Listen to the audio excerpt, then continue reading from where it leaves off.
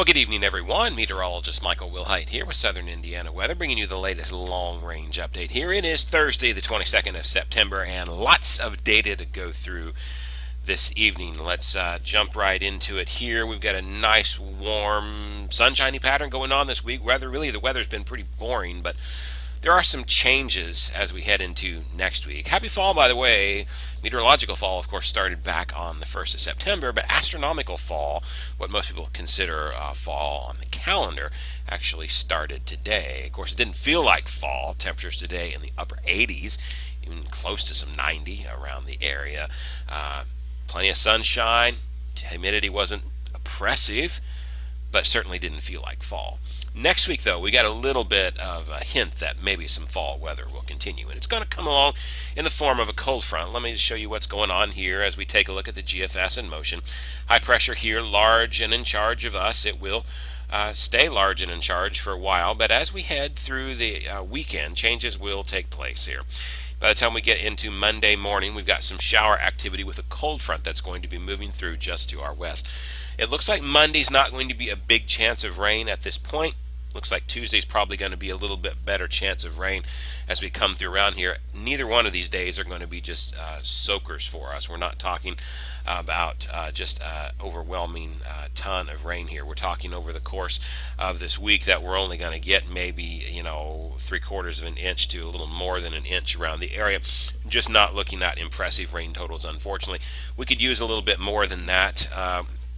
With the hot and weather that we have seen and all that, we most certainly could use a little bit more than that, but we'll take an inch if we can get that at this point. But once that moves through, then we've got some sunshiny days to talk about again. The question is going to be, is it going to be cool? Is it going to be warm? Well, we've been talking about a big cool down for a while that's at work in the modelings, and let me just show you this. One of the things that I have been using behind the scenes, testing out to see how much value there is into it, is what's called the Bering Sea rule. And the Bering Sea rule, I will give credit where credit's due, did a very good job with Hurricane Hermine, forecasting it a good 18-20 days in advance to when it struck, and really just did a bang-up job on that, a fantastic job. Bering Sea rule isn't always spot on, though. There are some issues with it. It forecasts a general pattern, but does not give you any specifics there, so you have to be very careful with that. You have to combine it with what's actually going on in the model data for it to be of that much worth, really. And here's what I mean by this. If you just would have used the Bering Sea rule, and this is why I've not been using it operationally, I have been using this behind the scenes, evaluating it, seeing whether this is something I want another tool for me to use, and well, here you go. This was what it would have been predicting for us. Bering Sea rule, first off, about 18 to 20 days later, roughly, what's going on in the Bering Sea. Here you can kind of see it. Here is Alaska. There's the Aleutian Islands. This is the Bering Sea, and they've, the folks that run this have placed conveniently the United States map on here about the approximate locations where we should be teleconnected to. Basically, what's going on in the Bering Sea, about 18 to 20 days later, we should see those kind of conditions here into the United States. Well, this is not always working out overly well, though. So here's what we should have been for the 20th and the 21st. Well, let's take a look at this. Here's the 22nd and 23rd. You notice a very deep trough here in the United States, and it would appear that this would be over the the central to eastern portion of the United States, bringing us much cooler weather. We certainly haven't seen that. If we look in reality, we are ridged out, so it's the exact opposite. There is a deep trough, so the Bering Sea rule saw the trough and saw it right, but the position of it is out to the west rather than out here. So we can't use this just exactly to say in this location we're 100% guaranteed we're going to get this. There was a deep trough, but it, the way the atmosphere worked out, it ended up being more to the west, and we are here ridged out. So with that said, we are looking at the potential for another cool down next week. The Bering Sea rule sees yet another deep trough moving in here around the 28th and to the 29th. So again, if that's the case, well, is the modeling starting to see it? Well, yes, it is. Let's just go through some of the data. I've already showed you this in some previous videos and blog posts, but look at this. Here's where we are right now, and you can see that deep trough retreats out to the west, and we've got another deep trough starting to dig next week. The GFS wants to take this trough and just sort of let it hang out in a more moderated fashion over here, makes it into a cut-off low, and then spins it around for days before it moves on and we get back into the more of a ridge kind of pattern after this. So this would bring us a reasonable cool down were this to occur. Now the Euro model is pretty significantly different there. It's not a deep trough at all on the Euro. Here's the trough as it digs down here, and this would be on Monday, and then there's Tuesday, and then there's Wednesday, and it takes it more of a northeast New England kind of trough, and we get in maybe a little bit on the action. It does cool down some, but that goes off pretty quickly, and we get right back into the ridging after that. The GEM model, which is the Canadian, here's what it takes. It takes a very deep trough. It's seen a pretty good similar idea to the deep trough that we've got over here, but unfortunately on the GEM, here's how it's playing this out. It builds the ridge up over us in such a way that southeast ridge just continues to stay active, and you've got that pretty big trough out there, but it stays over the central portions of the plains. And then in order to get anywhere, that trough actually has to go up and around the big ridge of high pressure, and it pretty much just washes that trough out and keeps us in the ridge the whole time. That is a real possibility at this point. Any of these could be a possibility. The question right now is we really just don't know at this point. The JMA sees this. There's the trough digging down here along Minnesota, and then here you come by Monday, here's Tuesday, and then here's Wednesday. Well, this gives you an idea. This is pretty similar to the Euro model in how it had it. So that would affect us and bring us a little bit more of a cool down, but the bigger cool down would certainly be over towards the New England area underneath of that.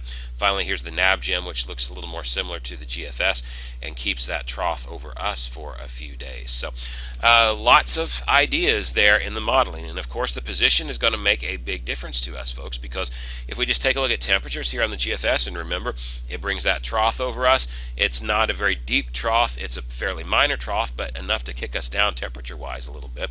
As the time you wake up here on Monday and you go into the afternoon, the front is digging through the area, and so we've got some fairly nice temperatures here. By the time you get down to Tuesday, there we are in the 50s. We're up into the 60s for highs Tuesday. We're down into the low 50s and upper 40s that night on Wednesday morning, and then we only go up into the upper 60s to near 70 for Wednesday, back into the 50s and upper 40s for your lows that night. Thursday, again, 60s for your high temperatures. Friday, near 50 for your low. And so you get the idea. It's not drastically cold weather, but it is a much cooler regime than what we had. But consider that in contrast to what the GEM model would show. The Canadian model, which remember keeps us in a ridge and just holds that southeast ridge on, forces that trough to go north of us and just sort of wash out off the map. It sort of just eats it alive, if you will. That brings us temperatures here possibly into the 90s. Sometimes this has a little bit of a warm bias, so I'm not really believing the 90s, but it would probably keep us into the upper 80s like what we're seeing right now, if that's the case. And then by the time you get into their 70s for lows, more 80s the next day, and you see plenty of 80s and 70s for lows. So this is not a cool down at all, really, if the GEM is to be believed on this. So right now, there's just a whole lot of data out there, and it's very conflicting. But if I were a betting man, here is what the PNA, the Pacific North American pattern, is telling us. And you can see here we have, this is predicting the PNA. Most of the ensemble members are predicting it to stay in the negative territory. 2 or 3 are taking it just slightly positive. By and large, most staying in the negative territory.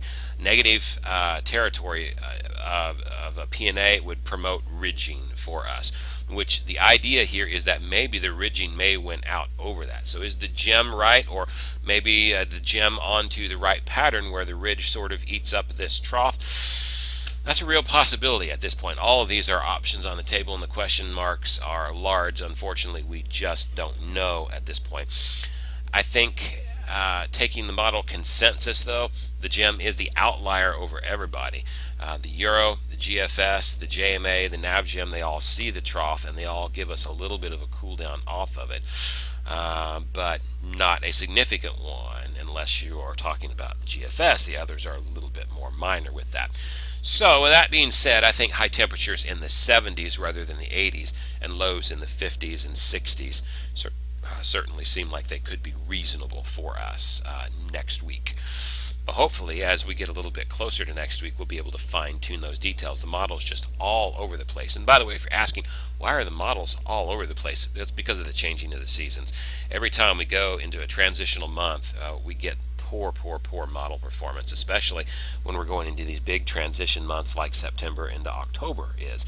Those two are months that the seasons are cooling down and you're going from a warm regime to a cool regime in the atmosphere, and it just wreaks havoc on the models. It really does, unfortunately. And this is about as bad as I've seen it in a long time. So anybody who says that they've got this pattern all figured out for what it's going to be next week, they're lying through their teeth to you. No one does at this point. It's anybody's guess, unfortunately, right now.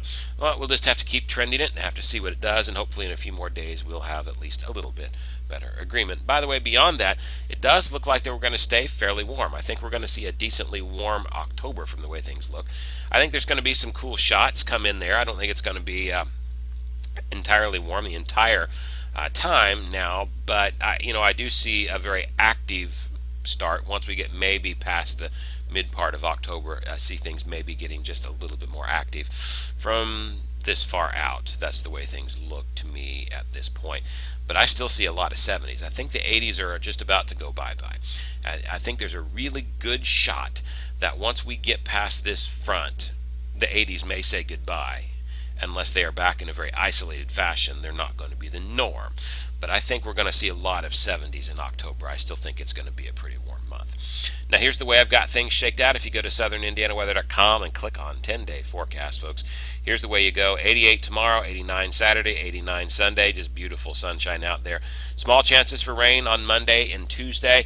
And then there you can see the 80s get knocked out of the way, and we go back down into the 70s and 50s is where I'm going with landing on for right now. If the GFS is to believe, these numbers are too high. If the GEM is to be believed, these numbers are too low. So this is pretty good middle ground at this point. As we get a little bit closer to time, I will adjust that. I will just say very low confidence once you get past Sunday and Monday time frame in this. It's just very low confidence for next week, so take it with a grain of salt. I do think there will be some small rain chances Monday and Tuesday, but then after we get that front to move through, what does it do temperature wise? That's going to be the big question mark at this point. So folks, just keep it tuned right here to Southern Indiana Weather here on Facebook. Follow me at SouthernINWX. On Twitter, you can also follow me at WillHiteWX as well. On my personal Twitter account, I post a lot of weather information there too. So just keep on following us, folks, and we'll keep you up to date. I'm meteorologist Michael Wilhite. Thanks for watching the latest long-range update. Don't forget, my preliminary winter forecast comes out this Saturday, the 24th at 8 a.m. That's only 2 days away from now. Be sure to tune in for that.